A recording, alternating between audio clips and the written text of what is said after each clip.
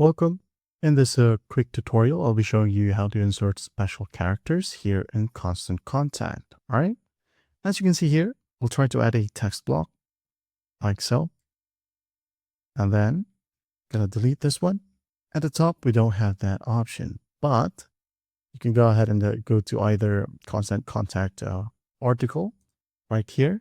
And don't worry, I'll leave this link in the description where you can just easily copy and to paste.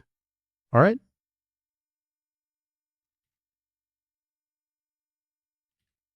Like so. And if you want to as well, if you wanted to be more familiar about the sequence or what to type on your keyboard, if you do have a numpad or numeric pad, you can go ahead and go to this link right here. Go to tools.oratory.com/altcodes.html. Okay. And if you want to as well, you can just go ahead and leave this one in the description. Okay. Here's the character, for example, this one. So just go ahead and type in or hold out on your keyboard, then type in 0137. Okay, and it will just pop off here on your text block. Also, you can just easily copy and paste from here as well. For example, this one. Copy,